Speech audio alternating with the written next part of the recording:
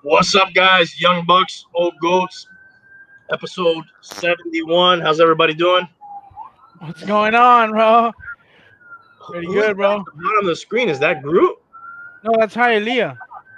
Oh, shit, He did the facial reconstruction like the weekend. Like the weekend, you know? Yeah. What's up with the weekend, dude, and that facial shit? I don't know, dude. I hope it was just for the video. Oh, That's like a Michael Jackson. He's the halftime show, bro. Yeah, he is. Talking about the halftime show. He's the halftime show. Yeah, for real. Okay, but this is not the sports episode. This is all about alien abductions tonight, UFOs, Roswell. We might sprinkle in a little Phoenic Lights and whatever other wacky shit Hialeah is into tonight, or Tank, and we'll get into that. If anybody is a believer, I would say I'm probably the believer here. Tank, I don't know, maybe leans more towards me. What is that? Can I see the brand again one more time? Lagunitas, man. You know what the thing about the Indian Pale Ales for me? They're like. Oh yeah. I get you. You know what I'm saying? Or are you just saying? Like I drink them like. I like the bitter. They're bitter for me. I don't care for that. I like the bitter. Give me another beer to wash down this beer. But it's so good. Today we made crabs. Snow or stone? Snow crabs. With garlic? I put garlic and Old Bay, and I steamed them. Oh, you made them? Yeah. Because you know they'll do that shit for you at the supermarket, right? Yeah, but I just do it myself. Oh shit! Nice.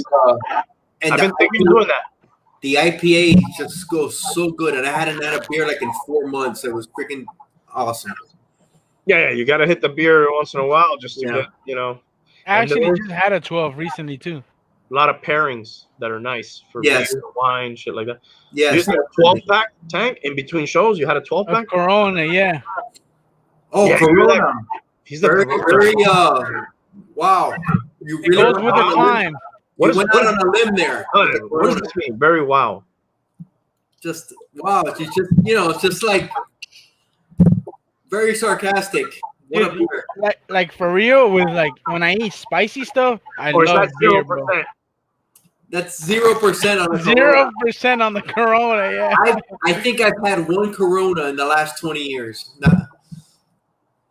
Mexican beer is my go-to. Corona. Modelo. I love Modelo. I know Tank's into that too. Yeah. I love Modelo. Coronavirus. Yes, no coronavirus. But the Corona beer, daytime, pool, beach, I'll get into it. I'll put a little fucking lime and salt on it. I'll get into it. Give me Modelo. Give me a Modelo. Well, that too. I'm not going to turn that down. Same company. Is it Modelo? Yeah. The company is Modelo, and they make Coronas. Oh, wow. Okay. Didn't know that. So, last time we were here on the non-sports show, we talked about, some of the UFO stuff, the Black Vaults, which, by the way, I saw a video from the guy from that. What that is, just to clear it up, is there were some files that had already been out, but they were kind of centralized in one place where you could get them all in one place and read them all in one place. But it wasn't really anything new, and it doesn't have anything to do with that stuff that got dumped into the coronavirus bill that has to come out within 180 days, which now is probably like 170 days or something. So those has nothing to do with that. Just wanted to clear that up. Oh, wow. I'm so surprised. I thought we were finally going to get it. I thought we were finally going to find out what happened. We had 170 days, dude. Yeah, we'll see what they give us. Probably They're not making much. something, dude. Give them some time. Yeah. But let's should we hit up Roswell first, and then we'll get into some of the abductions? That would be probably proper because that happened first in the timeline of some of these abductions that I want to talk about, which is the Betty and Barney Hill abduction. The what's the dude's name? He was on Rogan this week, actually. Watson. What is the guy's name? Jesus Christ. Help me out, guys. I think his name is Watson. I don't remember. I didn't see it on Rogan. I haven't been watching Rogan, actually. I know The Undertaker was on there. Oh, yeah, he was. I wanted to watch The Undertaker one, but I didn't see who else was on. Because Travis Walton. John Boy? John Boy? I don't know who John Boy is, but this guy's named Travis Walton. Who is he? He is one of the more famous abduction cases besides Betty and Barney Hill. They made a movie called Fire in the Sky, mid-90s movie, that kind of tells the story of his abduction. And then there's the Allagash Abductions, too. That's kind of the three pretty famous ones we can talk about. But before that, I guess we should probably talk about Roswell a little bit. Hialeah, you want to say anything about Roswell? You want me to start? Not really. I'm the. You guys are all the positives. I'm the negative on this. I'll give you my negative after we begin. All right, Hialeah's the fucking skeptic of skeptics, which I never fucking thought, to be honest with you, before we started doing this and you were regular on the show. I'm not saying that's good or bad. I didn't think you were so skeptical, but it ends up being good that we have somebody like you on the show. So it's all in good fun. You make fun of me, I make fun of you. Everybody loves each other. It's all good. It's okay with what you believe. I'm just telling you what I believe, and that's okay. It's okay. I don't even know what I believe. We're just talking about it. Right. So Roswell, for the uninitiated, was a 1947. That year there was a lot of sightings. It was one of the years that there were the most sightings. I think like 300, and something landed in a ranch, crashed on this dude's ranch, and this is Arizona, right? Roswell, Arizona, if I'm not mistaken. New Mexico. Thank you. Mac Brazel was the name of the dude's ranch where this debris crashed on. He picked up some of the debris. He took it to the local sheriff, George Wilson, who then called the military base. We're already getting bureaucracy and things getting passed and passed. A Colonel Blanchard from the airfield, because there was an airfield in the area, and the 509th Elite Bombardment Unit was there, which is one of the ones that dropped the atomic bomb at the end of World War II. You know, I've talked about that too sometimes, where like we start dropping bombs and then all of a sudden a lot of fucking UFO sightings happen. Coincidence, not coincidence, whatever you want to believe, whatever you think, it didn't. You know, those things aren't true. That we drop bombs and a lot of fucking sightings happen. Whether they're bogus, real, or not, those parts are true. Anyways, so next thing you know, there's a press release in the paper, and it says, we've got a flying saucer. That runs in the paper. People start freaking the fuck out. I got a picture of it if you want to share my screen. Yeah, go ahead. I'll be happy to. Close out the porn windows first, please. Whenever you have it up, I'll put it up. That is the front page of the Roswell Daily Record.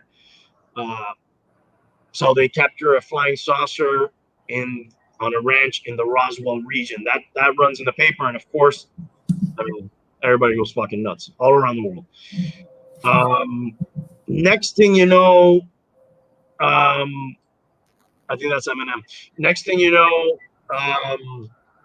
the next day they like recant that story, and then they start going with the weather balloon narrative.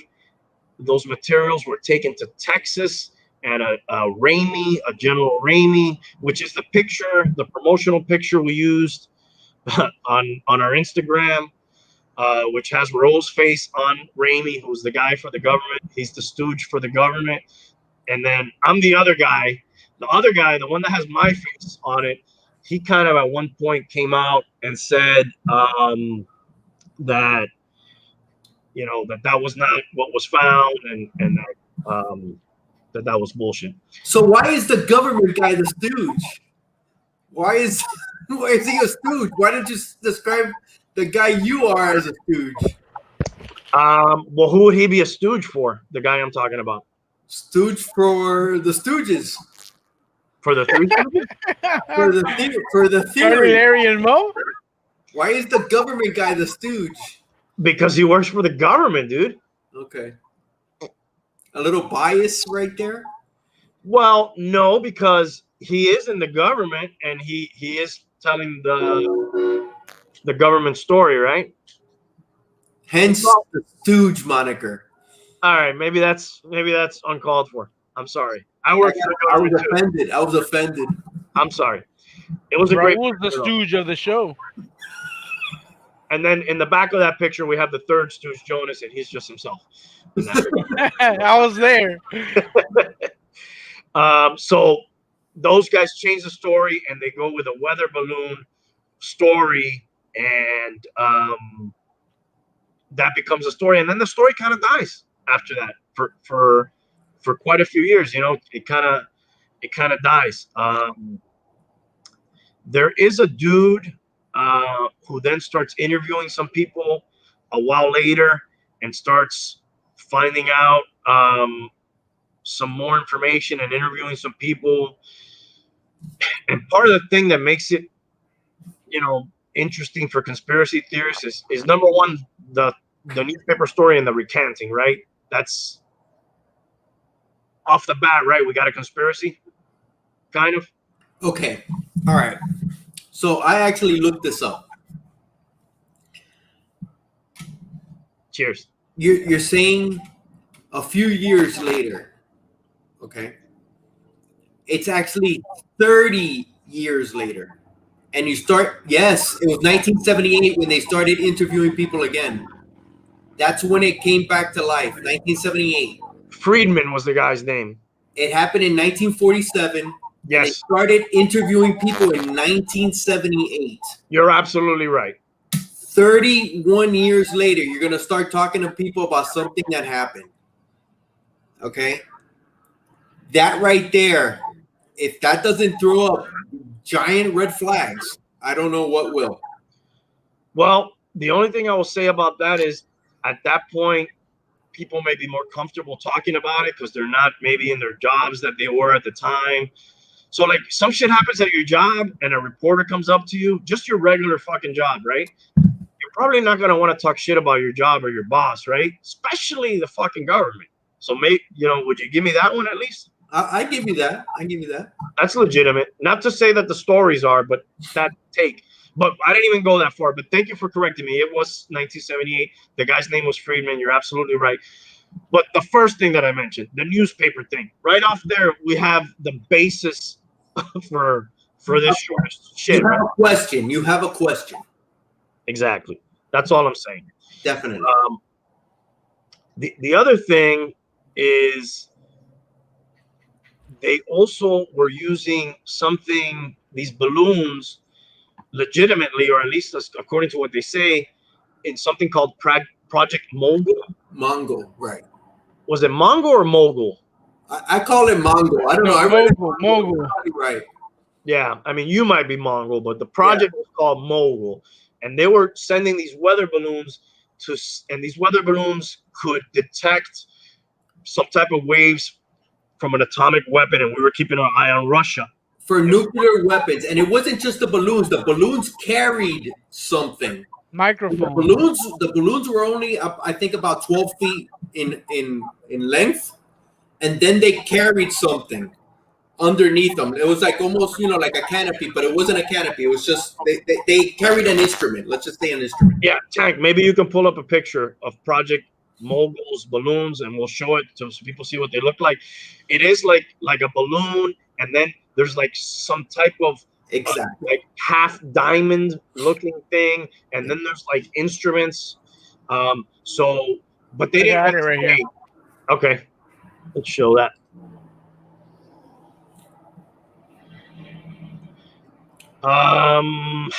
Which one does it look like? No, what I saw looked like something different. No, it had like it looked like what they're looking at in the picture. Actually, maybe that's a picture from far away.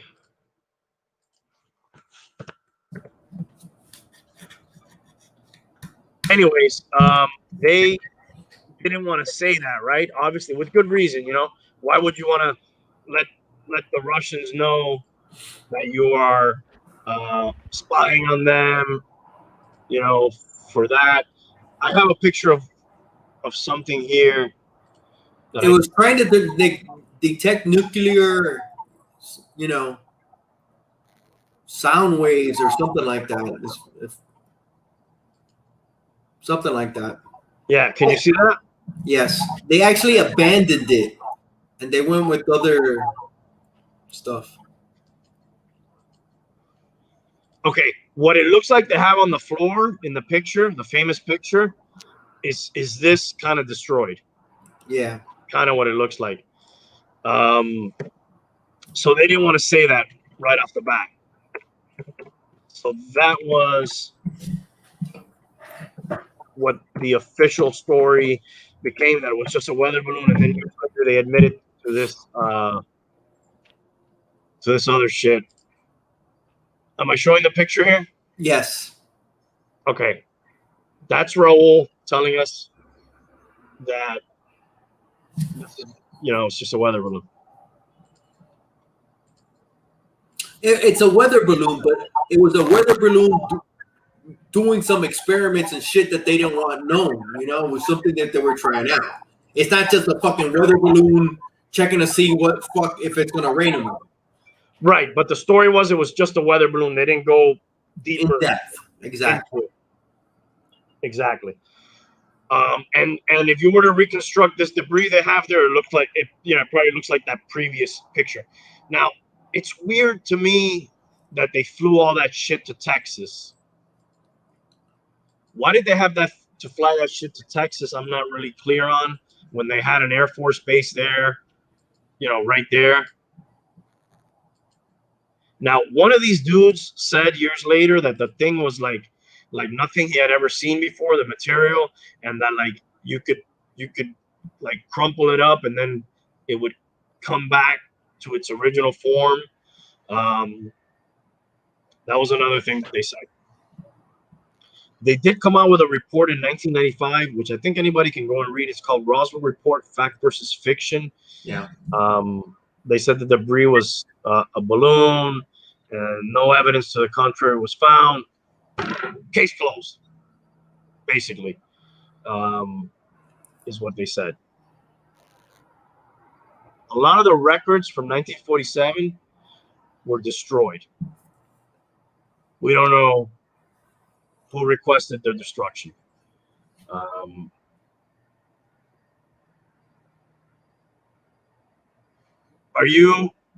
Are we thinking this is just fucking a weather balloon, or are we thinking maybe it's more?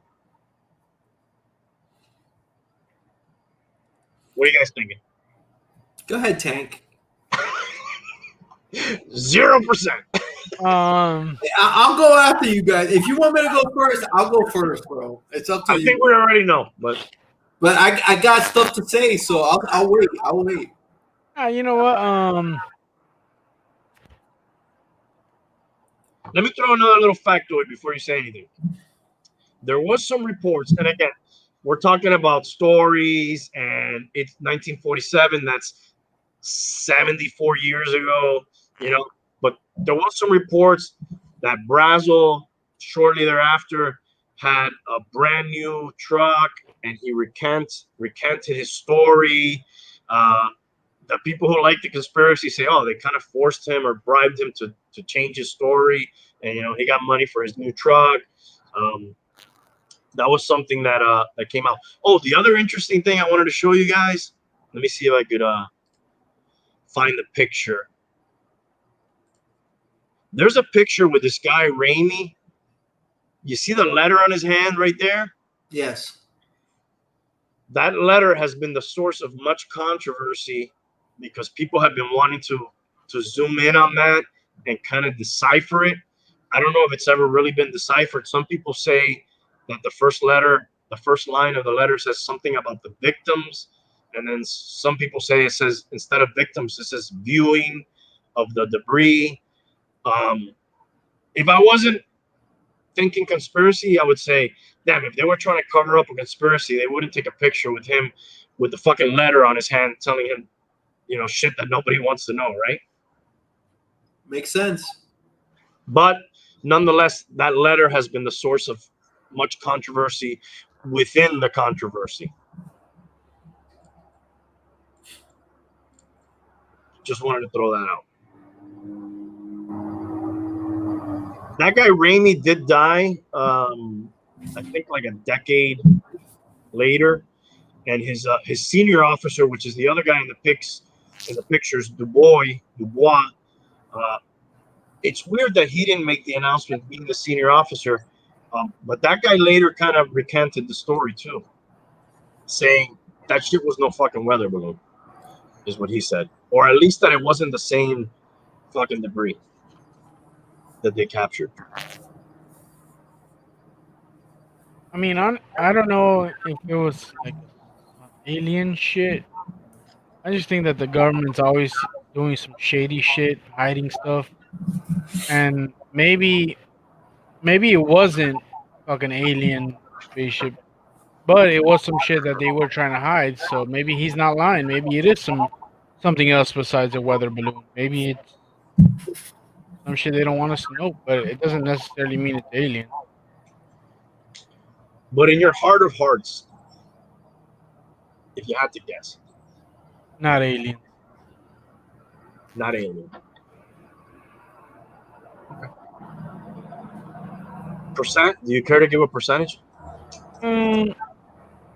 Percentage that it's alien or not? Let's say 20% is alien. 2080. All right, fair enough. Hialeah, what are your thoughts on the whole Roswell incident? 0%.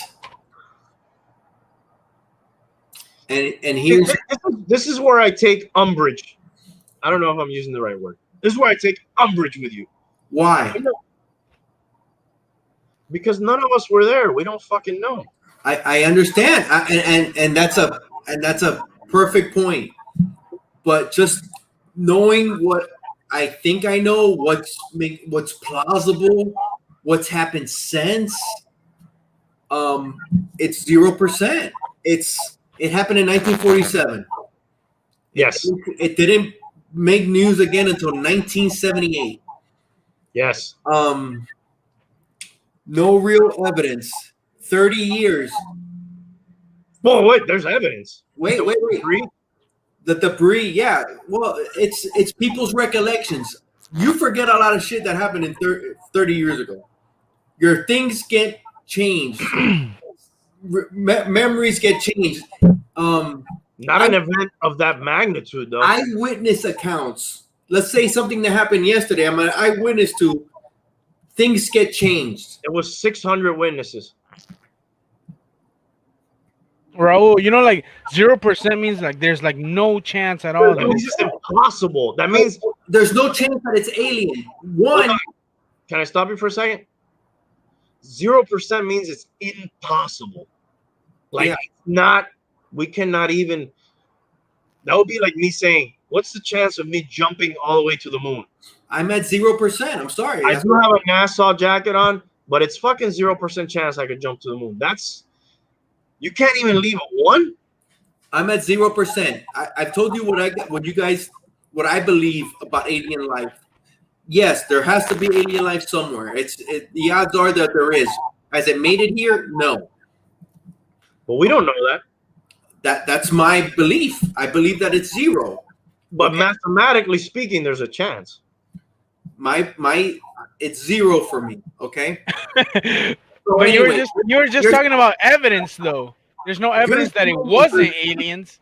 There's 600 witnesses. I don't believe that. It happened on that guy's farm. There was not 600 people there. It's people telling. It's hearsay on most of those fucking 600 people.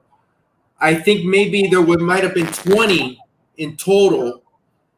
30 years changes a lot of people's memories. Me and you, Randy, have talked a lot backstage, and your number one question to me that you always think about is who benefits? Who benefits? The money. And you know who benefits from all this freaking UFO crap? The people selling the merchandise, selling the books, making the shows. It's money. It's money. And that's what Roswell is. 30 years after the fact. 30 years. You're going to talk to... Dude, come on. You're going to talk to me? What happened 30 years? I was 20 years ago. I remember some of the stuff at 20 years ago. But you know what? I'll embellish. I'll make it more than what it was. Oh, yeah, man. The clubs in 1990, when I was going to the clubs were better than the clubs now. Life was better back then than it is now. Sports were better. The athletes were better. The competition was better. People embellish because people want to make more of the past. And I'm in agreement. I know you're not disagreeing, and that's I'm in agreement with all that except when you say 0%. Because okay, I'll give you 1%. Does that make you feel better? Well, it's better than 0 because 0 means it's physically impossible. It's that just means that it didn't happen. It wasn't an alien. But that means that 0%, you would have to be there, and you would have to be not like in the picture that I did and put your head on. You would actually have to have been the guy. 1%. To really say, I'll give you 1%. To really say 0%, you would have had to been like the only thing I can say 0% for sure is believe it happened. I just scratched my left nutsack. I could tell you that 100, or actually no, backwards. I could tell you that 100% because I just did it, or I could tell you I didn't do it 0%. My hand I understand what you're saying, and I that's a valid point. I'll give you 2%. Okay, Tank. To your point, oh my god, I just lost my train of thought. I gotta fight with this guy to get fucking 1%. That's what I'm dealing with here. To what you say about the government doing experiments that we're not going to know of, that weather balloon thing was an experiment that they were trying. We didn't find out about the stealth bomber until the fucking stealth bomber. They let us know about the stealth bomber. So yeah, they're always carrying out things. They're not gonna let things come out. The atomic bomb when we were doing the Manhattan Project, that was top secret until it freaking happened. Nobody freaking knew about that. So yeah, the government's doing things behind the scenes. I am fully aware of that. They'd be wrong if they didn't, if they would be that transparent. There's things where we find out after the fact. Oh, by the way, that reminds me, Hialeah, we talked a little bit about 9/11, and I don't want to get into that tonight heavily at all because this is all about UFOs and stuff what we're talking about today and abductions. But speaking of that, and I don't know if I'm sure we've talked about it, Project Northwoods was a project where they talked about different false flag operations that they could do. And one of them involved airliners and shooting them down and then blaming it on other governments. So, yes, the government talks about shady shit. Of course. Yes, they talk about, even though, those were just ideas. I think Kennedy is the one who shot that one down. It might have had something to do with the Cubans. I have to read up on that, but I don't remember 100%. But yeah, man, I agree with what you're saying that, yeah, people forget stories. People like to embellish. We're going to get into that in the abductions because, look, dude, I like talking about all these stories, but I'll say it right now, dude. I was gonna say it at the end, but I'm into a lot of the other things, and like I'm not that much into abductions, dude. I tend to think that those are kind of bullshit, you know. We'll get into it after this.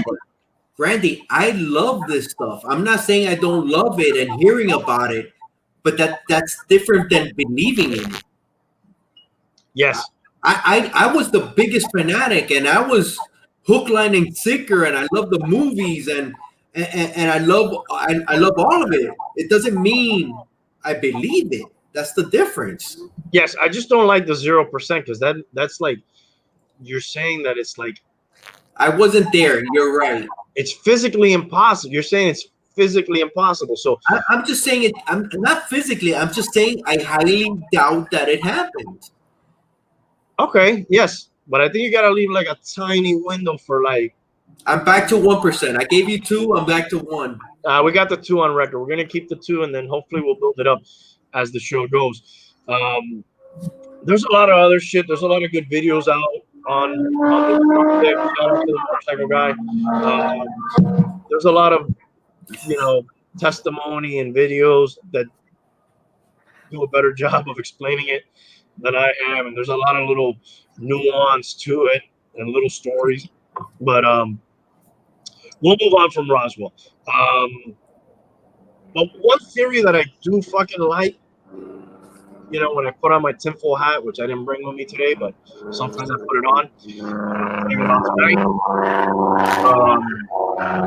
Hypothetically, or I don't know what you call it, figuratively, I tend to think after Roswell. So I look at this timeline: World War II, timeline, social weird.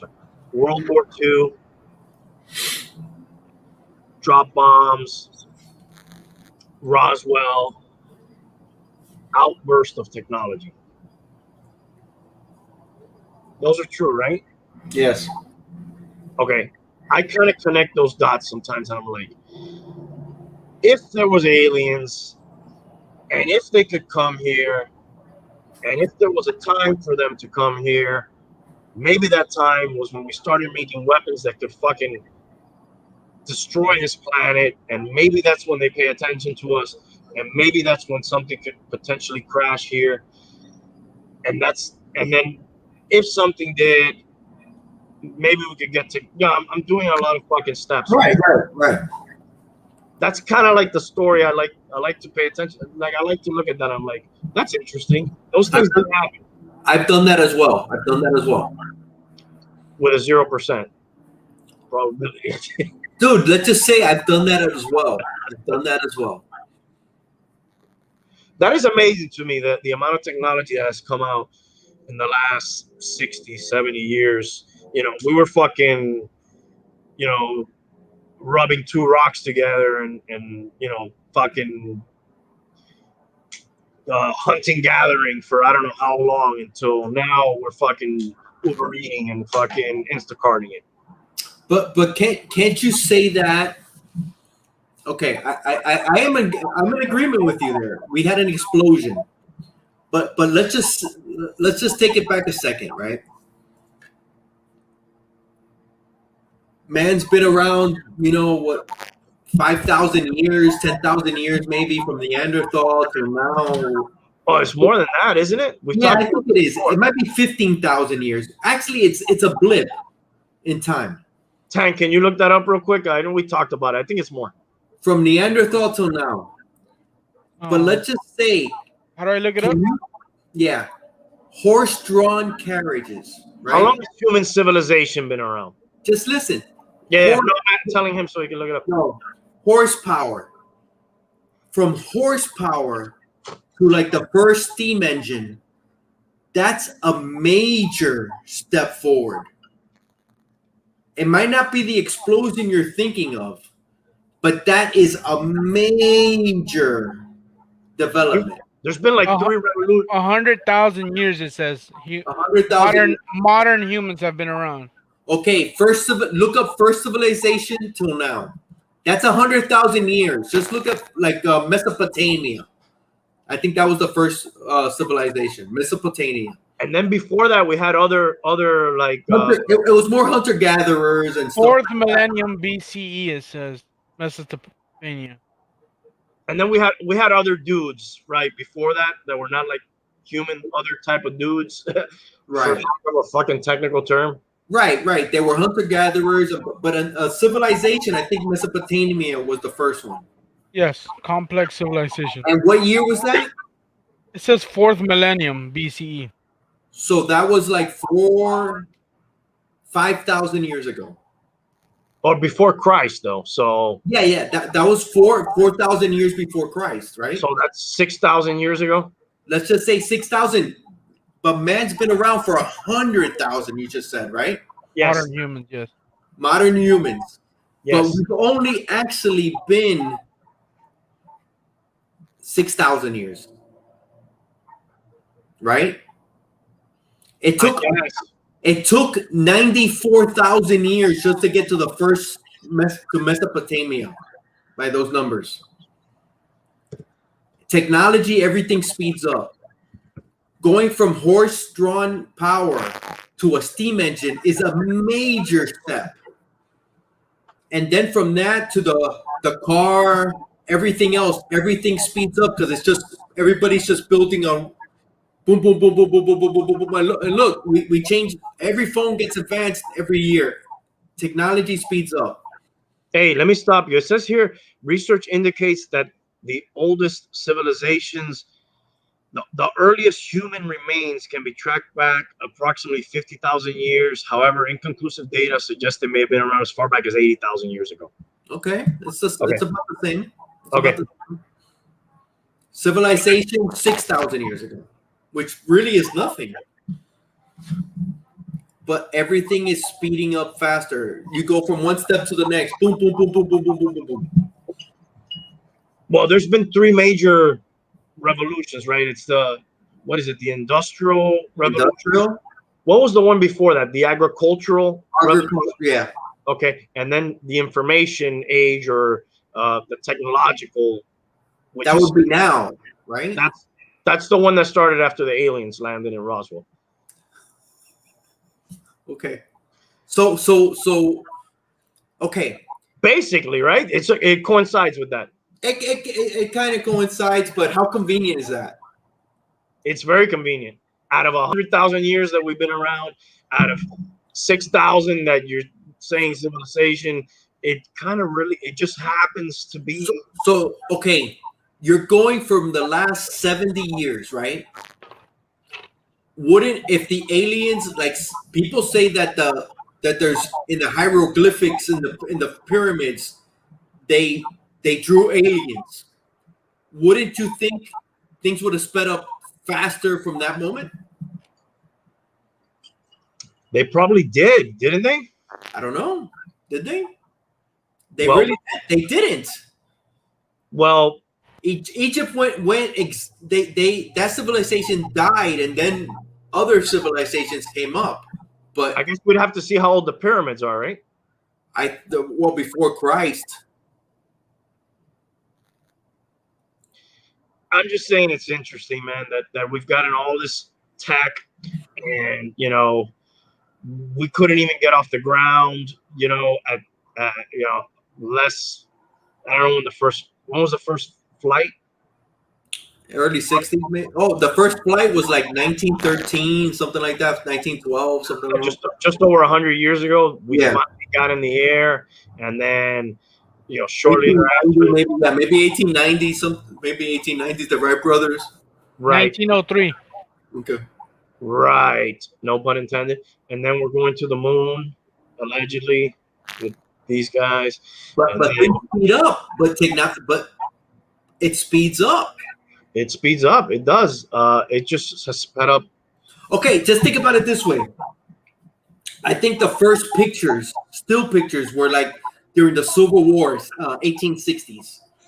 The first still pictures, black and white pictures, that's only 160 years. And now we're doing Pixar and changing this and changing that, and everything looks real, but it's animated.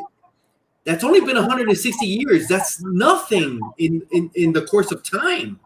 Everything speeds up. We went from 160 years ago from just taking black and white pictures, still pictures with a guy with a thing over his head, and now people are filming, putting little secret cameras everywhere, and Big Brother is watching. In 160, we're gonna get into that next week. we need to, but that's really a blip of time. We'll preview that at the end of the episode tonight because that's super fucking interesting. But yeah, you're right. You know what? Another thing I think about sometimes too, when I think about civilization and even just this country, which is less time, obviously, I think of we're all talking about the government and are they telling the truth? What are they hiding? What are they not telling us? Man, in the early days of the country, it was probably easy to walk up to the mayor and sit down and have a chat with him and like, hey man, what's going on? I just saw these boats pulled into harbor. What's that all about? And it was probably easy to go and get an answer. And now there's all these layers where, dude, it's almost hard to sometimes, not that it's hard, but it takes a little bit of just to talk to a police officer. Sometimes you got to go through a little couple hoops there. Like think how hard it is now if you wanted to talk to the mayor. Dude, I've read that at the beginning you could go to the White House and request to talk to the fucking president. Yeah, you'd have an audience. You could have an audience. Probably, you could probably have had an audience with the president easier than you could have today with the clerk of courts, or unless you fucking did a crime. Like that also lends to this type of thinking and questioning. Just think about it this way: it's hard to get in touch with the manager of MOF, Man of Action Figures. Sometimes that's never hard. I'm always here. And to break this talk up now for a second that you mentioned that, guys, let me show you a couple of the things Man of Action Figures has for you this week. Hialeah, I know you're probably a fan of this guy on your show, Hialeah Comic Bro. Stan Lee, man, I like it. Yeah, we got a little Stan Lee figure here. He's in a little director chair looking back. Saw this guy in person one time, not name dropping. Saw him at Comic Con. Never got a chance to meet him. Just saw him running through the crowd with not much security, walking really fast for his age, just walking through the San Diego Comic Con floor. Brandon, what year did you go to San Diego? I've been 3 times. I did probably 2017 or 16, and then I think I did like 2012 and 13. Wow, that's recent. Yeah, pretty recent. We got some NECA Toonie Terrors. So we got Beetlejuice here from NECA. They're kind of like animated figures. What else do we got? I'll show you a couple more of those Toonie Terror guys. Reagan. Bowie, of all time for me here. Exorcist, Reagan. I think is this Leatherface, dude? It doesn't say Leatherface. No, oh my god, I looked it up. Victor Crowley, who is that? Oh my god, I looked it up too because I didn't know who it was. I'm not sure who Victor Crowley is. Oh my god, I looked it up dude, and I couldn't remember. Maybe Tank could do a solid and see who that is. Ace Ventura, obviously here. Dude, I looked it up because I didn't know who that was either. One of my all-time favorites here, Zartan. Yep. G.I. Joe. And there is a chase of this because if you remember, Zartan was one of the few figures that if you put him out in the sun, he would change color. And the chase is him like what he looks like when he's in the sun, which is kind of like greenish. He has like a greenish grayish hue. Oh, Victor Crowley's from his own movie, dude. He's from the Hatchet franchise. Yeah. What franchise, bro? Hatchet. Okay. Yeah, Hatchet 4, yeah. We got some Iron Maiden here. Oh, I like it. Oh, that's Somewhere in Time. Yeah, Eddie, Super 7. They have super cool artwork, dude. Their mascot, Eddie. By the way, a full episode from Man of Action Figures coming up on their YouTube channel this weekend with some of the new stuff. Super 7's crushing it. They got some Transformer figures also here. Dirge, one of the Jets here. Little more Iron Maiden here. Oh, peace of mind. Peace of mind. Peace of mind. Yep. Exactly. Lemmy Kilmister. Motorhead. This is another one of those Toon ones. Bill and Ted. I don't know what's up with the new movie. Never saw it. Some Transformer statues here. That's Megatron. There's some other guys. I'll give you a couple more and we'll move on. Misfits, NECA figure. Santa. And last but not least, we got a little King Kong action from Mexico. Trying to avoid that glare. Sorry, guys. That one's hard to yeah, that one's hard. But you can check all this stuff out on manofactionfigures.com, or if you're in the South Florida area, 27551 South Dixie Highway. Everything's on manofactionfigures.com. You can check it out there. All right, that's the spot. All right, so let's. You have this? You have this? We have that, bro. Hell yeah. Dead mouse. So let's move on to Travis Walton. Abduction. Well, no, we should actually do Betty and Barney Hill first. Yeah, let's do Betty and Barney. One of my favorites, Betty and Barney Hill. Let me show you a picture of them first so you can see how they would not lie about it. Very wholesome couple. There's two ways to look at this, right? When you get abducted. There's what they say, which is, I never wanted this. I didn't choose for this to happen. Are we seeing Betty and Barney Hill? Yes. What's the first thing that sticks out to you about Betty and Barney Hill? The age. The what? The what? The age. That they're older? No, she looks like she's 60 and he looks like he's 30. Well, they say black don't crack, right? True.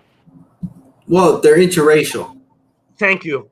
That's the first thing, right? Yeah, I know. Just disregard what he said. Yes. Sorry, I don't look at skin color.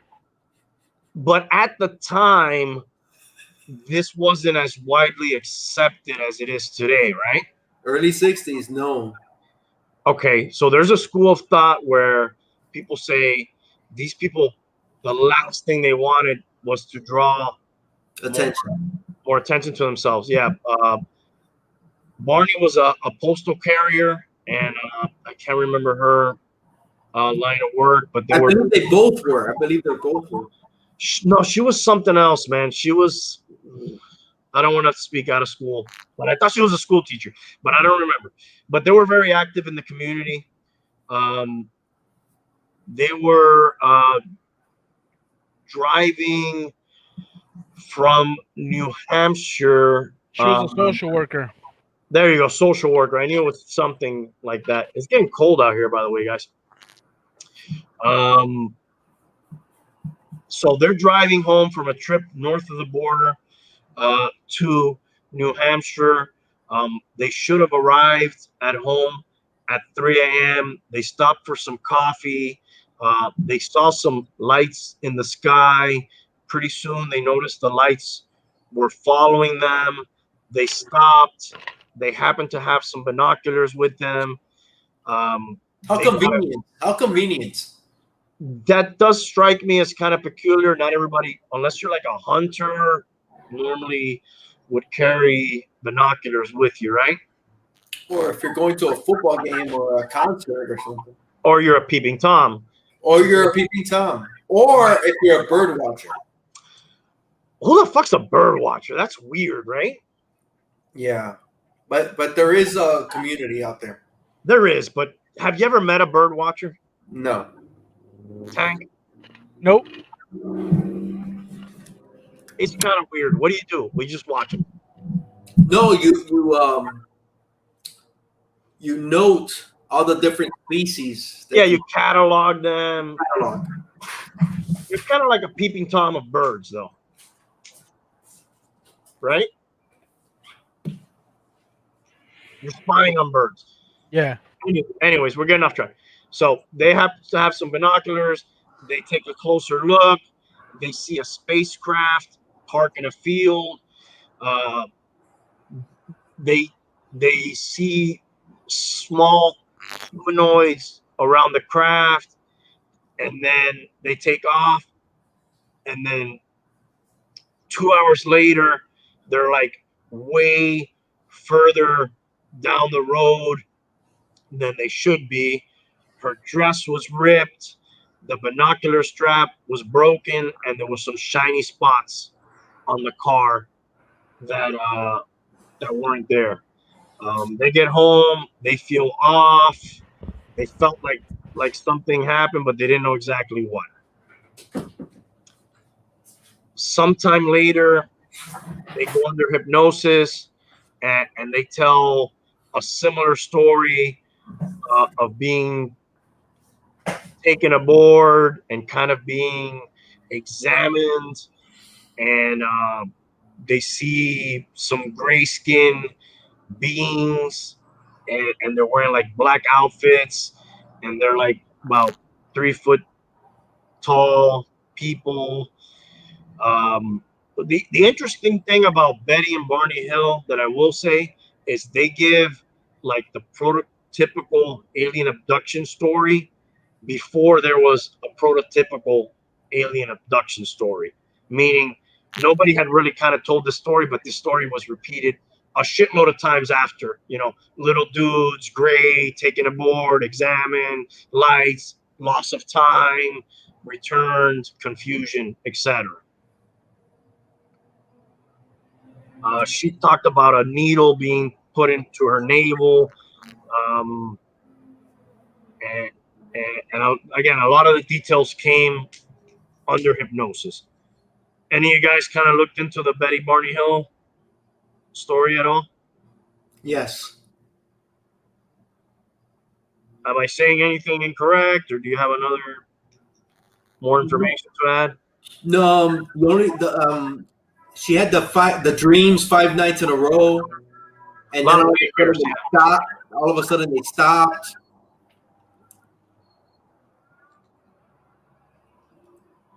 Exactly. The one thing, if I were Hialeah, and I would be like trying to discredit them, there was a movie that came out a couple of weeks before the hypnosis that kind of had to do with a lot of the things. It was a TV show, actually. Oh, there was a movie, and then there was a TV show, The Outer Limits, that actually aired like 14 days before she gave the account. That's the TV show. That was the TV show, Outer Limits. But then there was the movie you're talking about was back in the 50s. 1955, Invasion from Mars. Invasion from Mars, that's it. Now, on my notes, maybe Tan can tell us, I don't remember exactly when the Betty Barney Hill. 1962, I believe. Or 61. 61. Okay, so Invasion from Mars was like 6 years before. A lot of people that try to discredit them say, that movie influenced them. And then a lot of people say that Outer Limits TV show, which happened like 12 days before the hypnosis took place. And the hypnosis took place on several different occasions, I believe, no? I think they had multiple sessions, yeah. But their stories kind of coincided with each other. And they did mention the Zeta Reticuli system, which that comes up later when you talk about Bob Lazar. He also mentioned that the craft that he examined while he worked at Area 50, he didn't work at 51, I think he worked at Area 54, also was mentioned to him that came from the Zeta Reticuli system. How convenient. Yes, or inconvenient, I don't know. There was a thing about a map too that I don't have in my notes, but I heard that story before. I don't know if you heard that they the star map. Yes. And did the star map make sense? To some people, to other people it didn't. Carl Sagan said it made no sense at all, while other people said, yeah, it did make sense. So it depends on who you believe. Yeah, Carl Sagan is very respected. If he says it didn't make any sense, I would believe him.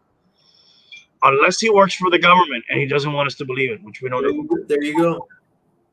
Which is a possibility, right? It is. Anything's possible. So, there's a lot of possible explanations. One of them was like, Barney had a surgery at some point, and when you're under and you have a surgery, you could have that could kind of be like confused for an alien abduction too. You're out, there's lights, there's people who you can't really make out exactly what they look like, doing stuff to you. Sleep deprivation, they were on the road for a long time. Good point. I didn't think of that one. Nice. Yeah, I'm trying to play both sides of the field here. I appreciate that. Yeah, I don't know. I don't know. What's weird to me is that their names are Betty and Barney. Yeah, but that doesn't. I think the Flintstones came after. I don't think they came before. No, the Flintstones is old, bro. Who came before? What year was the Flintstones? Tank. Look it up right now. The Flintstones came out in the 60s. I think it was after. That makes it even weirder.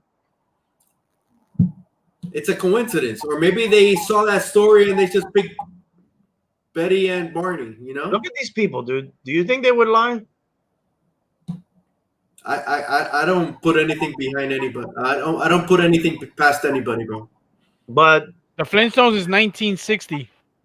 Okay, before 1 year before. 1 year before. Wow, isn't that interesting? Just a coincidence. And the Flintstones had Mr. Kazoo, right? Yeah. He came later. He came towards the end of the series. Well, it probably has to do with these guys. Good point. 65. Kazoo? The Great Kazoo? I don't remember. Kazoo, the Great Kazoo.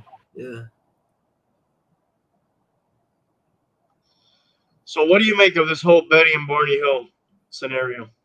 Okay. Here we go. I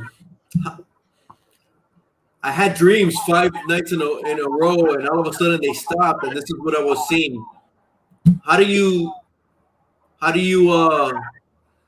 verify that? You can't. Right. To your point, people remember different things. Maybe she is remembering a dream. The hypnosis. Who knows about hypnosis? It might be real. It might not be. It could be stuff that's suggested to them. They're man and wife. You don't think they could get their stories together? Yes, but under hypnosis is different, right? If they are under hypnosis. Well, that's what they said. I don't know. I've never been under hypnosis myself. Me neither. So I can't say one way or the other. And I don't think I want to be under hypnosis. I don't want to either. I don't want to take the chance of being under hypnosis. Yeah. The thing about everything, they were like the prototypical abduction. Do you think they came up with this and then all of a sudden everybody else, you know what, let's build on this? Kind of like the NFL when they start running the same plays as other people. Right? Yeah. Let's keep it close. They kind of believe this person, so maybe if I kind of say the same story, it might believe it. People embellish, people freaking lie, man. It could have been a dream. Maybe she saw the TV show. Maybe they saw the movie. This was the height of allegedly, and I'm gonna go on your kind of side of the takes. She was a big sci-fi fan. Dude, she might have had a dream. This was like I'm not gonna say. You know what? I am gonna say it. I believe this was the hype. War of the Worlds. What came out like in 57. We're gonna talk about that too. That's interesting. Oh my God, the Orson Welles. Yeah, we'll get into that. Yeah, shortly. That he staged it, and people were believing it on the radio. That Well, that whole hysteria, the nuclear bombs. You're saying about the nuclear bombs, aliens coming down, Godzilla. All that was going on at this time. The space program was actually starting. NASA, the Russians, Sputnik. let me ask you guys a question, though. Let me stop you for a second. Other than when we do this, which is for fun and all that, how often do you think about our enemies, meaning of this country, and aliens? How Never. often?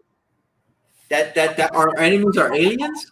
No. How often do you think about our enemies? And how often do you think about aliens in your day-to-day life? Not often. Never. Okay. Tank? Enemies of the country or of me? Yeah, like, no, like, oh man, China's gonna do this to us. Russia's Every now and then, That aliens comes, never. yeah, that comes up more often than aliens. But how often? Once a week, once every 2 weeks, once a month? Once a few months when something happens in the news, Okay. Yeah, like a The cyber news- attack or something. like when we shot Soleimani, that was probably the last time I thought, oh shit, we're gonna get fucking attacked. That was a big one. Yeah. So news triggers it, but not that often. And aliens, I mean, I think about it more now when shit comes out in the news too. But and I like to do the show. It's kind of fun to talk about for me, at least. It's fun. Thank you guys for indulging me in that. But what the point I'm getting at is we have so many other things. We have our hobbies, we have our jobs, we have our families, we have so many other things going on. But maybe in what year was this again? 61. 1961. Maybe there's not that much shit to do. Maybe you are watching a lot of shows and news, and maybe your mind is taken up more than today's humans are with this sort of thing, and if you're more susceptible to it, maybe it's easier for something like this to happen to you, whether it's real or imagined. Okay. Let me just bring up this point. Have you heard anything like this happen in the last 30 years? Do you think it's more plausible now to happen with everybody taking out a smartphone every time something happens and filming? Isn't it kind of funny that all these episodes kind of disappeared?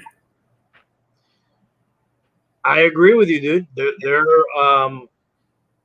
I don't remember a famous abduction in the last 30 years, 32 years, 33 years, 60. 1978. I think the next one after this is in the 70s, and the next one is in the 80s. And those are like the three most famous ones. 60s, 70s, 80s. Nothing in the 90s, nothing in the 2000s, nothing in the 2010 teens. Not that became a famous one. When did smartphones come up? Maybe 20 years ago? Yeah. 20 years ago with the camera, people filming. Let's say it might be less than the 20 years. Yeah. So nothing's happened. They just, you know what? They probably came on, checked us, saw the nuclear stuff, and you know what? I guess there's nothing here. Let's get out of here. Hey, maybe we made an agreement with them. Hey, stop fucking abducting people. All right? Give us a little tech. We're not gonna fucking set off any more bombs. But dude, do me a favor. Stop fucking abducting people. That fucking fucks our shit up. These people start talking shit. Chill it out. Do you think it's coincidence that, wow, they seem to really visit the United States more than any other country? Well, that's for another episode, but one of the famous abductions was from Brazil. Okay. And I don't even have that one here. I think that one predates Betty and Barney Hill. It's the first, famous one. So You look it up, man. There's some dude in Brazil. So for the first 6,000 years, there really was nothing. Nothing happened during the westerns. During the West. Well, remember, we hadn't set off any atomic bombs to call their attention. So that's the big trigger, is the atomic bombs. Well, there was only 2. It wasn't like there was a lot. That's a lot, though. That's enough. Boy, if you remember, dude. I mean, now you remember. The testings. There was that, but like when they dropped those, they weren't exactly sure what the fuck was gonna happen. No, they did not know, and they only had 2. Yeah, that was it. But they didn't know. Like there was a little doubt of what the fuck's gonna happen. Yeah, do this. It was in '57, the Brazilian abduction. Okay, so a few years before Betty and Barney. So that's is it similar to the Betty and Barney? I don't know if you have something up. You want to read? Did they build on the Brazil one and keep the ball rolling? He was a farmer and he was plowing the fields, and he described he saw a red star in the sky. And then the star started approaching him, growing in size, and it became like a roughly circular or egg-shaped aerial craft.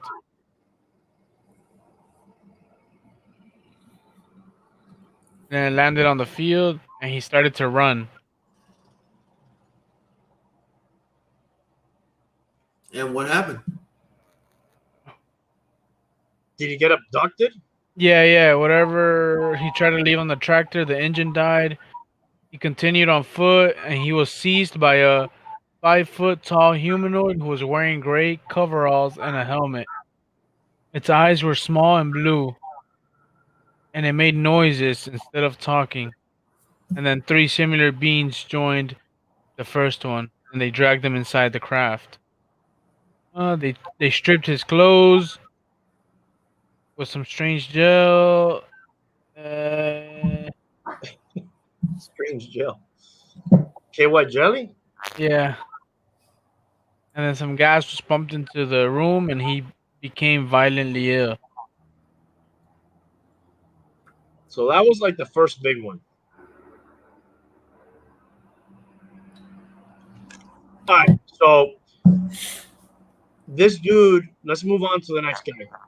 Wait, a female came in, very attractive and naked, another humanoid. She was a female. He was strongly attracted to the woman, and the two had sexual intercourse. Okay. Let's go to the next one. But this, she did not kiss him. Instead, she nipped him on the chin.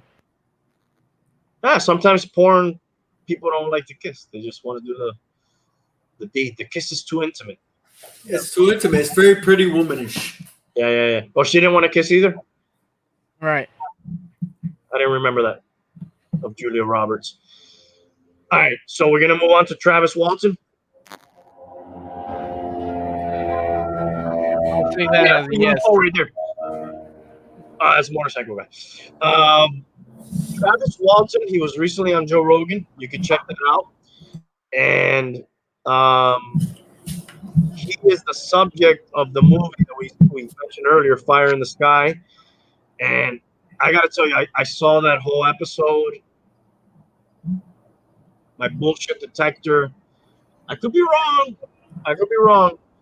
But my bullshit detector went off. And I don't know if this is true or not or accurate, but like, he never looked Joe in the eye, especially at key moments in the conversation. He would always like look off to the side. You know, I always think of Christopher Walken in that episode in that movie, which I love, True Romance. True Romance, bro. You're an eggplant. Yes. And then he says, Sicilians. you're giving me a whole lot, but you're showing me a whole lot, but you're not telling, or you're telling me a whole lot, but you're not showing me anything. And he starts talking about the pantomimes that people could do when they lie. And it seemed to me that the guy was doing like a lot of pantomimes.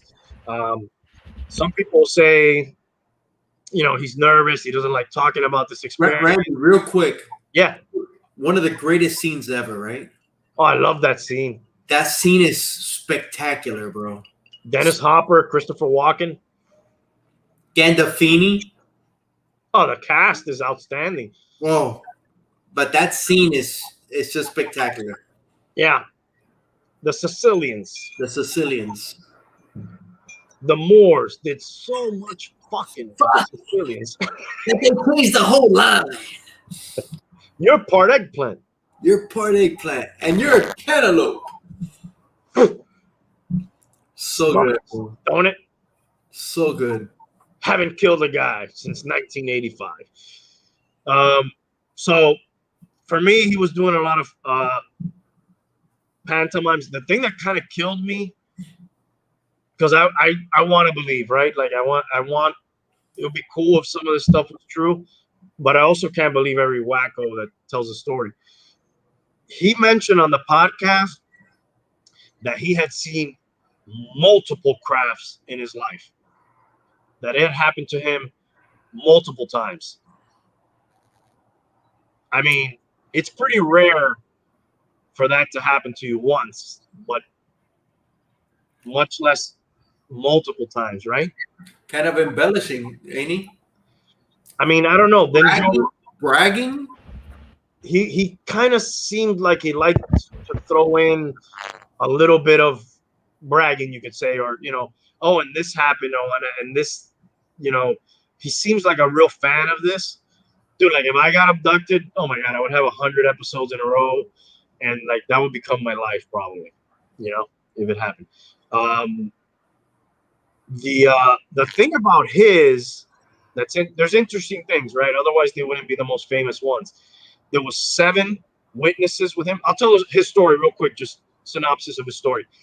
He was like a logger, lumberjack, and he was with 7 other people, and there was a light that they saw in the woods, and he got out of his truck and he went towards the light, and like the light apparently took him up, and the other guys took off, and he was missing for like 5 days. And then when they thought they had killed him first, one of the other guys, and then when he came back or was found again, everybody kind of corroborated his story, and they've never really recanted their story on what happened. He said he punched one of them while he was on there on the ship. A lot of his stuff or his story came out under hypnosis also, which is also kind of like, if it didn't come under hypnosis, I would probably, like, what the fuck is hypnosis? Your subconscious? Supposedly, yeah. I don't know, dude. I'll give you more credit if you tell me, dude, this happened and this is the way it is, and that's it. That I know what I saw, I know what happened. Other than me being under and saying something. Just because, okay, let's just say hypnosis is real. Okay, I'm not saying it's not. Couldn't you be under hypnosis and remember a dream or a movie? Or, I don't know. I don't know either. Why? Because you're under hypnosis, all of a sudden it's the truth. Well, Tank, you play a lot of video games, right? Yeah. Do you ever compulsively play video games? Where like your eyes bleed? Like that? Like hours. I used to, yeah. Okay, I've done it too. Now, I'll give you an example. At one point or another in my life, I played a lot of Tetris. Oh, I used to love Tetris, man. Okay, if you play enough Tetris in a row and you start walking around your yard or whatever, you may see objects and you try to put them in, like, you start flipping them, like all of a sudden you're in the video game or whatever. Like, whatever you do, like, a lot, you might that may end up seeping to your regular yes fucking Like, I don't know what point I'm trying to make here. I understand what you're saying because that's happened to me. I know what you're saying. Yeah, I don't know why I'm saying You that. start seeing things in the form of that. Like you start seeing the shapes. Yeah, maybe that's what happens under your hypnosis if you were just doing a lot of UFO movie watching just before your hypnosis. It becomes your reality. Maybe That's what you're going to talk about under hypnosis potentially. It's like when you're dreaming. You start a new job and you have a dream about that job, or let's say I used to be into Madden, and I would dream about different plays in Madden, and then I would wake up and I would be like, "Oh shit! I think I got a play I dreamed about." You know, it goes to your subconscious. I found this on hypnosis. Says that it's a myth that people can't lie when they're hypnotized. Hypnotism is not a truth serum.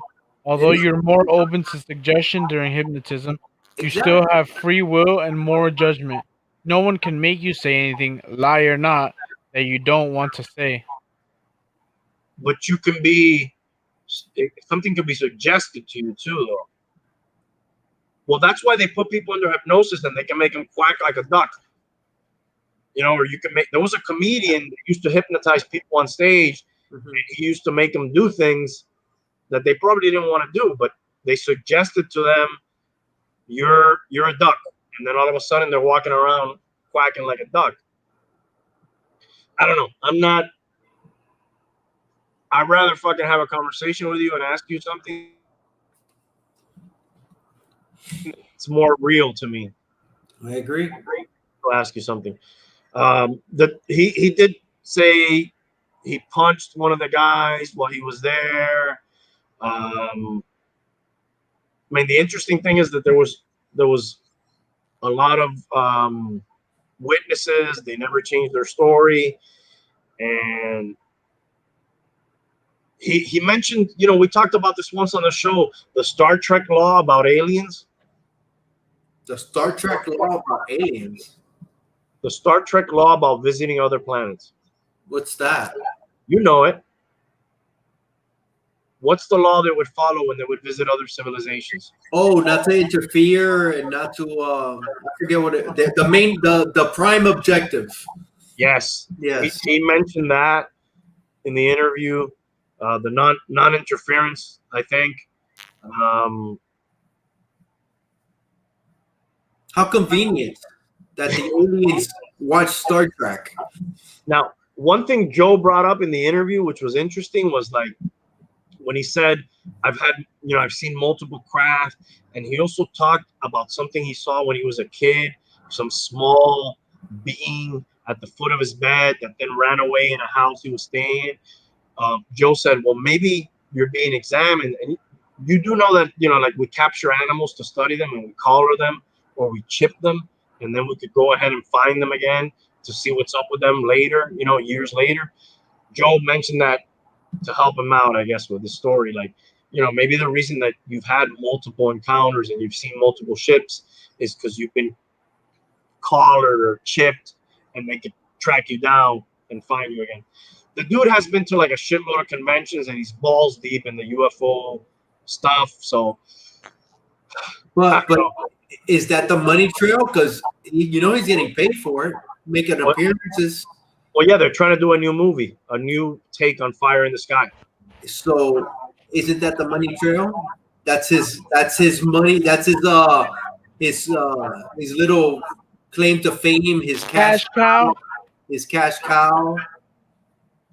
Sometimes I think it's not even cash with these people. It's like you're living an ordinary existence, and you know, this is a way to, you know, be something, be somebody, have a story, you know, go on some TV shows, go. You know, he got on the Joe Rogan Experience. You know, he's like, he's had opportunities that you know, most people don't have because of the story that may or may not have been concocted. Who knows? So that's Travis Walton. For what it's worth, I'll give him 5.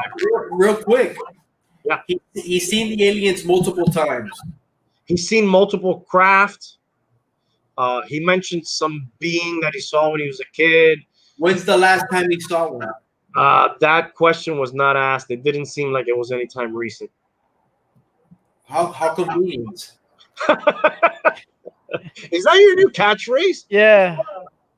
How convenient. Is it 0% and how convenient? How convenient. We're gonna put that on a T-shirt. Young Bucks Old Gold. How convenient. How convenient. 0%. 0%. We're gonna do the Jack Daniels Young Bucks Old Golds. How convenient. 0% alcohol. How convenient. Let's give Travis Walton a percentage though while we're at it. I'll go first, dude. I'll give Travis Walton 5%. Yeah, I'll be there too. Dude, I can't. It's hard for me to give 1 fucking percent, dude. I'm Mr. 0%, dude. 0%. I can't give him 1, dude. It's just multiple fucking times ever since I guess He was collared, bro. He was collared and chipped. yeah, but okay. So for the last 20 years, 30 years, they said, you know what, fuck it, we don't want to see him anymore. They're not interested. At the end. We got all the data from that guy. Yeah, he's a lumberjack. What else do they want to know, dude? Exactly. A lumberjack out in the woods all by himself. That's who they want to be the ambassador for our species. He stuck to his story for 40 some odd years. He's also stuck to his mustache for 40 some odd years. I guess. Does he still have a mullet? No. I should show a picture of this guy. I think I saw him. Was he in a movie recently or something? He may have been on I looked him up and I saw a picture of him in a movie, I believe.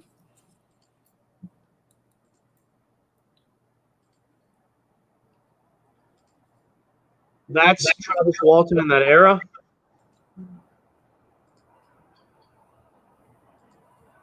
That's him now. No, he's more like That's in a movie. That's the one I saw. That picture right there. Where was that picture from? That was from something. I don't know. He looks like he's at a convention here. Might have been. That's the picture I saw, the one you got up there. That's from the movie Fire in the Sky. Yeah.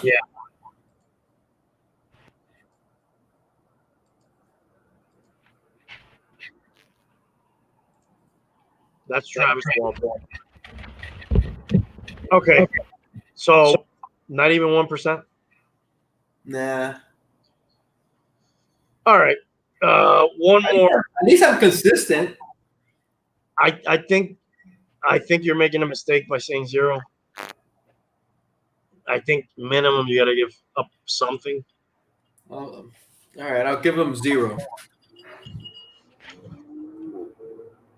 0.1.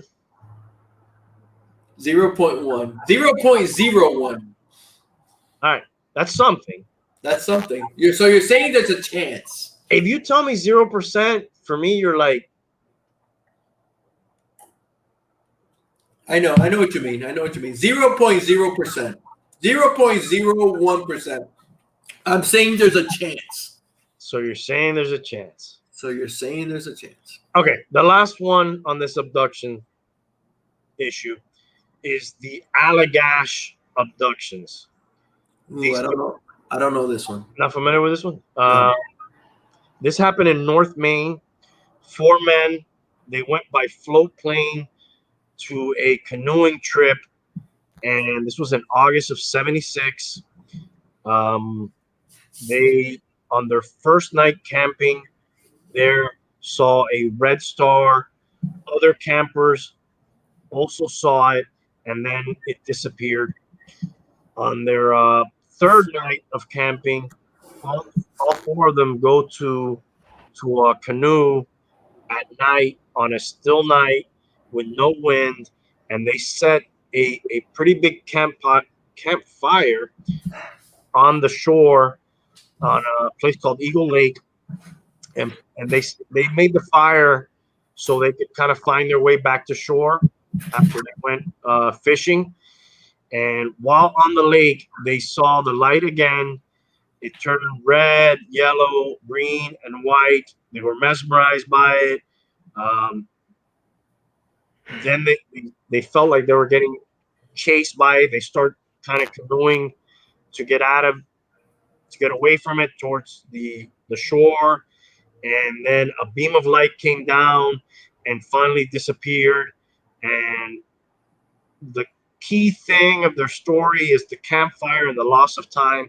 By the time they got back, the fire was almost completely gone, which theoretically, according to them, should have been a fire that was there for like hours and hours, because it was like 10 feet high in flames. It was basically almost out by the time they got back. Most of the memories, again, were gotten under hypnosis. It took 12 years for one guy to have like memories of it and nightmares, and it happened after he had a head injury. When that happened to him, his twin brother, which was also on the trip, also started having nightmares. These guys were art students. My questions about the story is, again, the hypnosis thing, which I'm not a fan of. I'm like, you should be able to tell a story without hypnosis. The amount of time that passed is my issue with it. I see here that in 2016 they interviewed Chuck Rack, which is one of the guys that he admitted to the abduction being fake, but not to the seeing the strange shit over the camping trip, like the lights and all that. Yes. Chuck Rack is the one guy who kind of recanted the abduction story, and then the other guys never have, but they say that there was kind of like a feud between them, and it had to do with them trying to capitalize on the story to make money off of it. And they appeared on like the Joan Rivers show and told their story and other programs. Which they got paid for, making those appearances. I'm sure they did. They did pass lie detector tests also. I don't know. I put lie detector tests kind of under hypnosis too. Like, it's not fucking definitive. Otherwise, any case we'd have, we'd say, we don't need a trial. We just need to put you on the lie detector. Of course, it's not 100%. It's not definitive. Yeah. Yeah. Hey, 0%. Yeah, 0% for some people. Yeah. They also admitted to taking some recreational drugs during the camping trip, which for some people kind of diminishes the story. Yeah, this is a no 0% for me as well. I mean, I hate to say 0. I would give it 1. This one has more questions than the other ones. No, I would go 0 on this one, because the fact that you said that about the drugs, that they were in a feud, so one of them recanted, which that makes it more believable. Like, you know what? We're in a fight. I'm gonna go fuck all of us over, and so that's something you would do. Who, him or me? You got a problem, bro? He knows who I'm talking about. I don't know what you're talking about.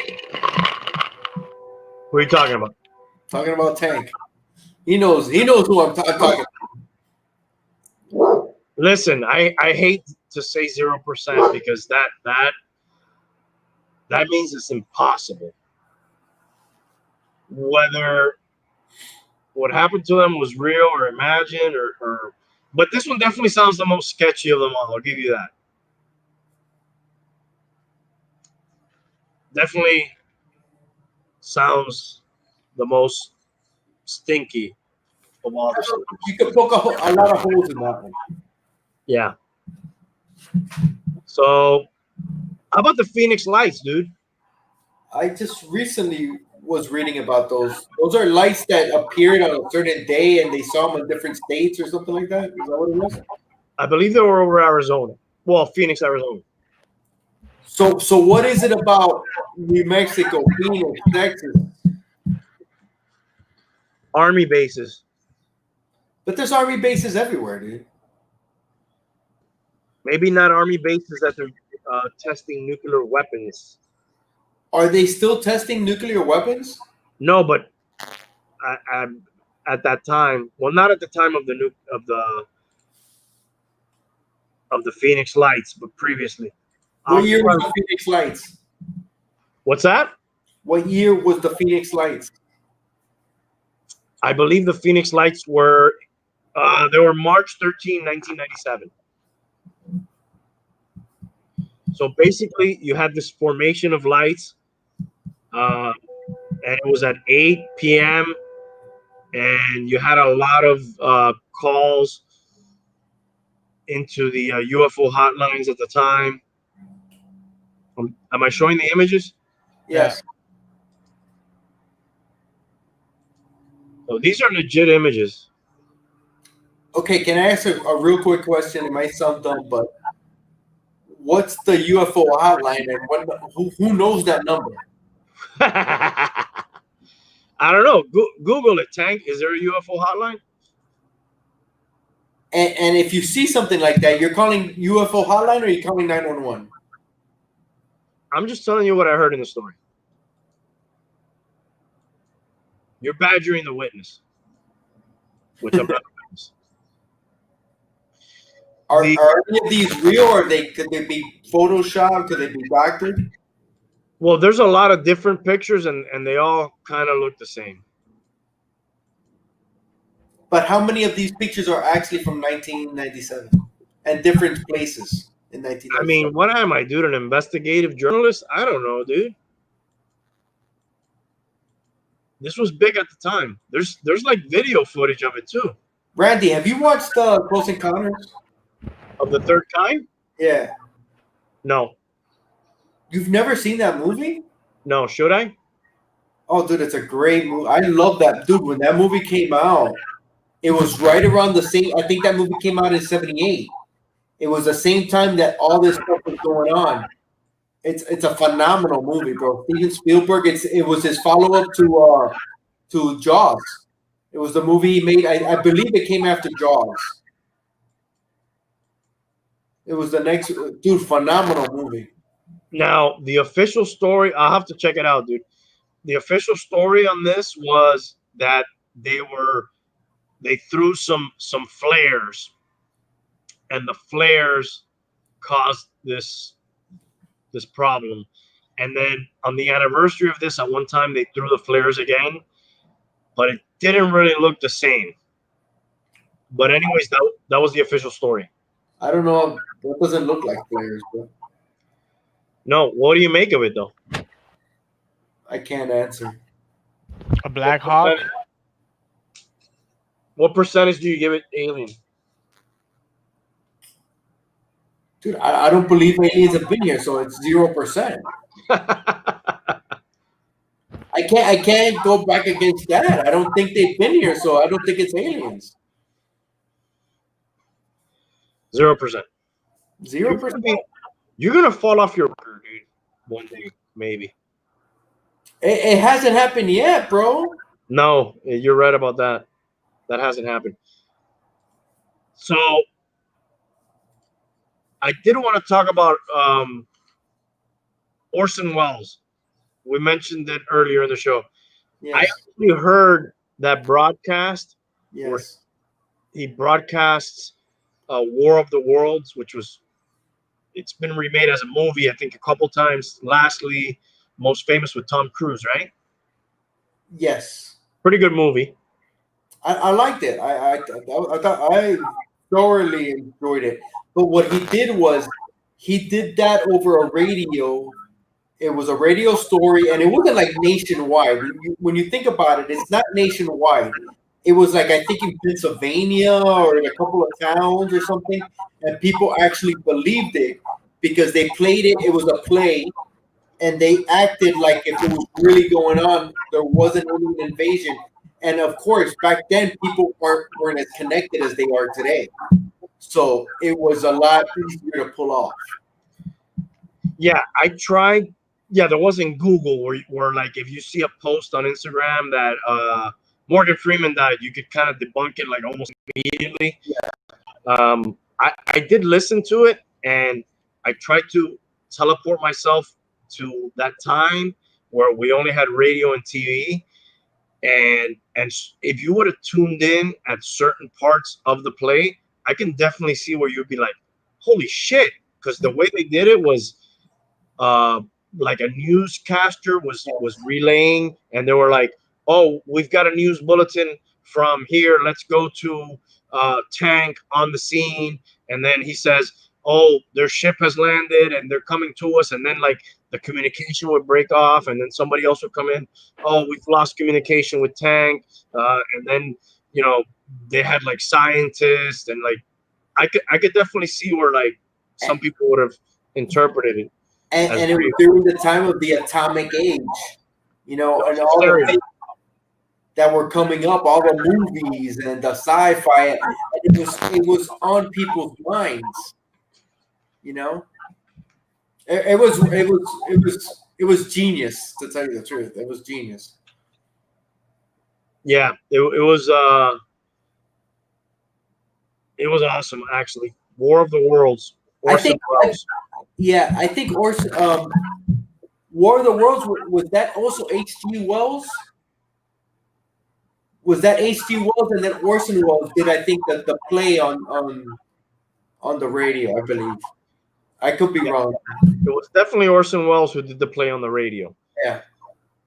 Are they related at all? Orson Welles, H.G. Wells? I don't know. That's a good question.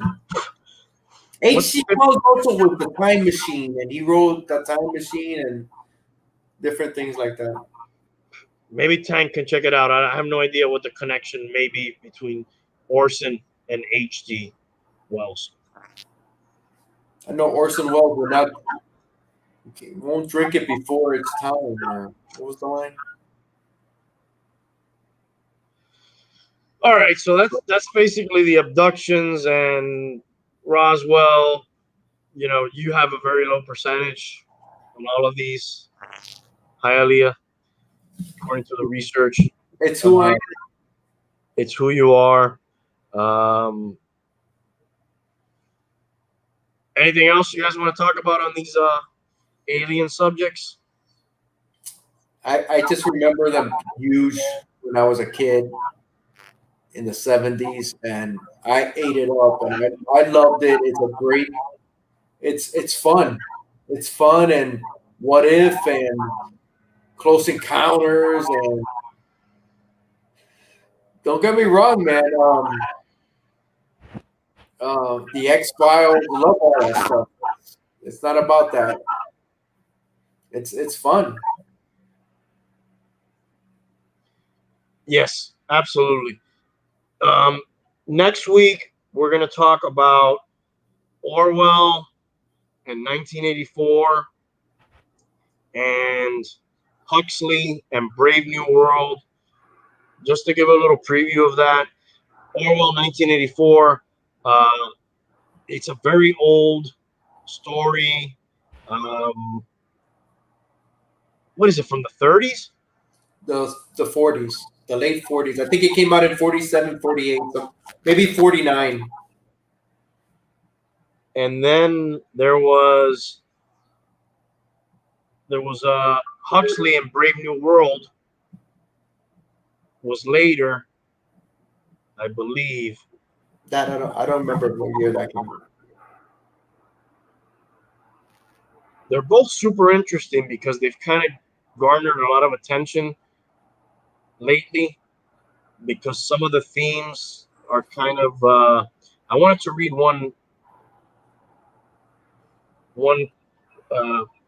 I don't know what this is. Somebody wrote this. So 1984, they're both dystopian stories, 1984 and Brave New World. And this was post World War II, I believe. Mm-hmm.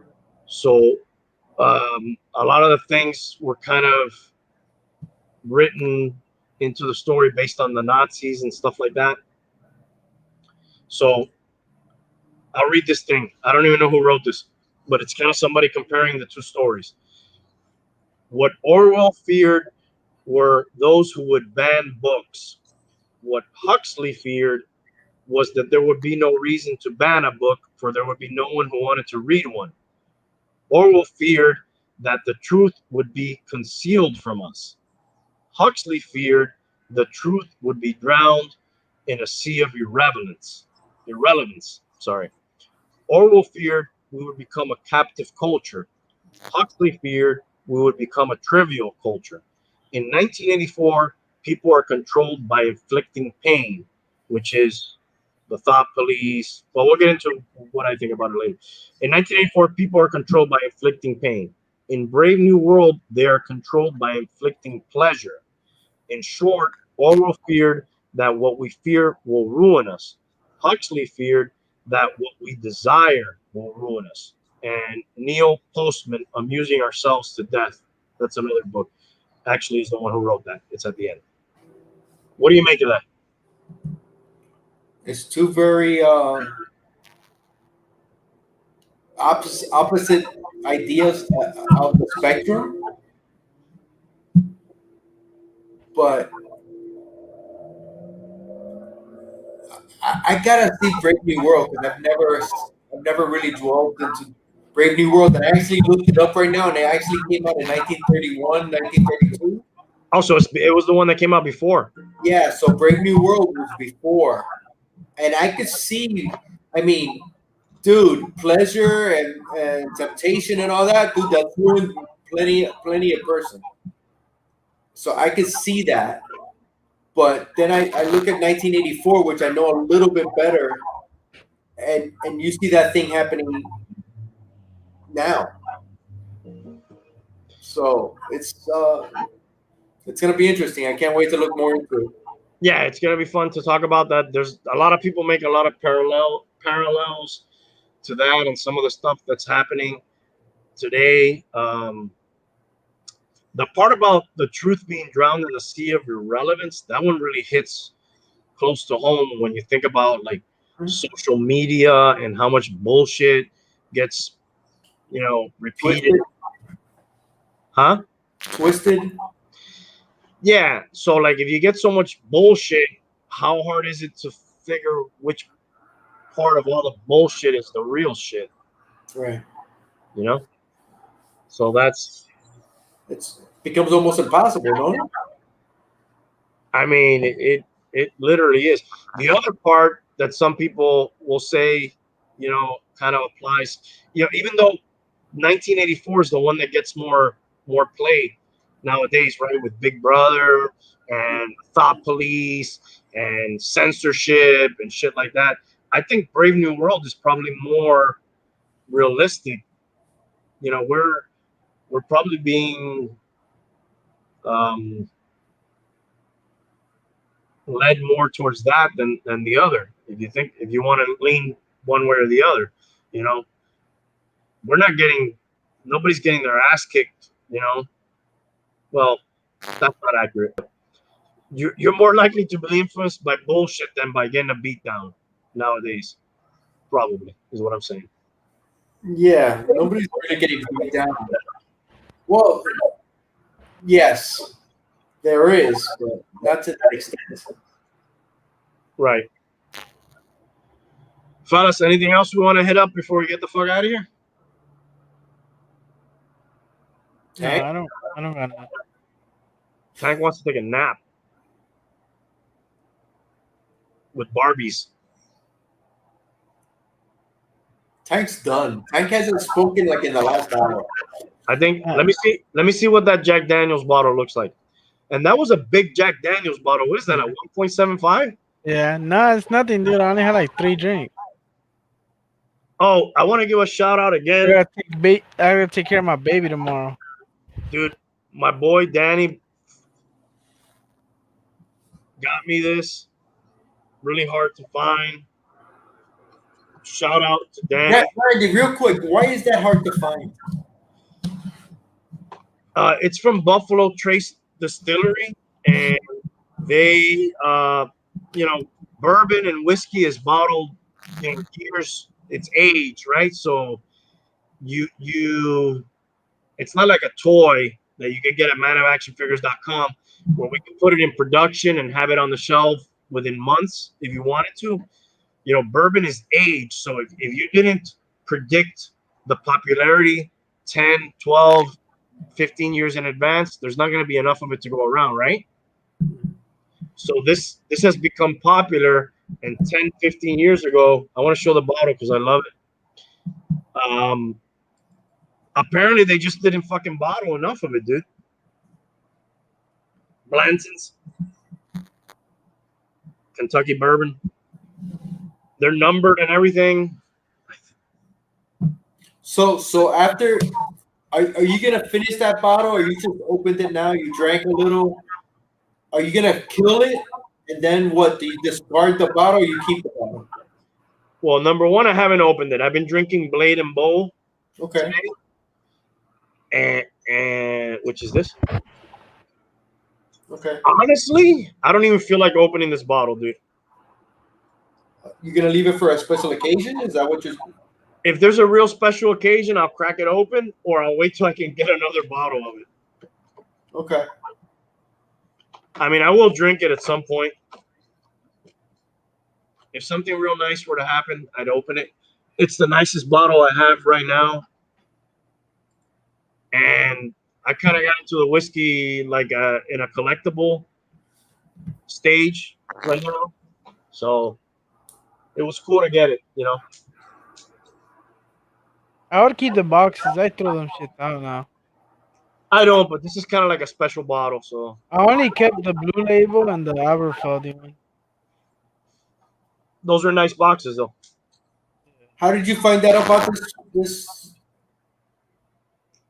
The Blantons? Yeah.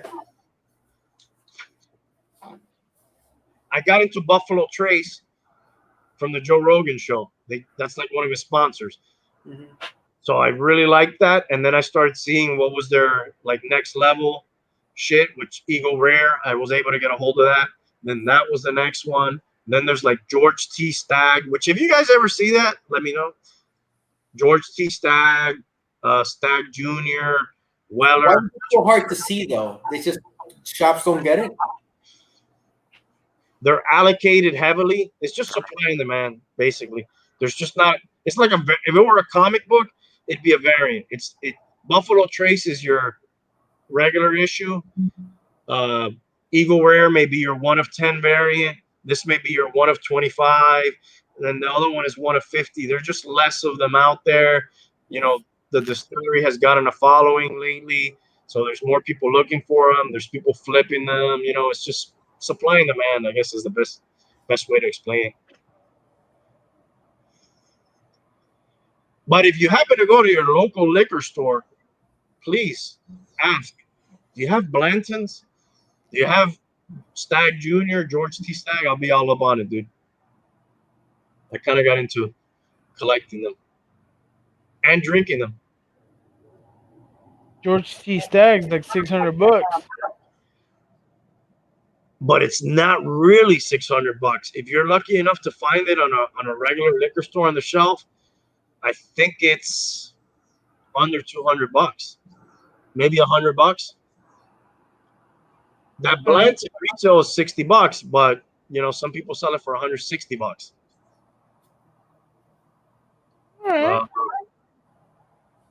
The George T. Stagg, I think some people sell that for like $500. It's crazy. It's a collectible, right? When you get into the collectible world, what are you willing to pay for it? I think Raul was just sleeping. Yeah. Like Joe.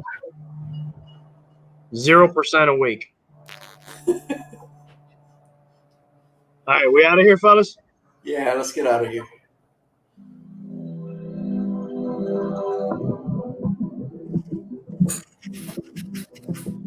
Thanks for joining us. Like and subscribe.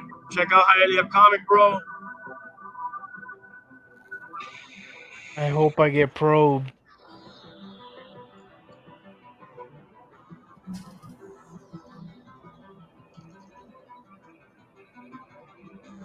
Those small beady eyes.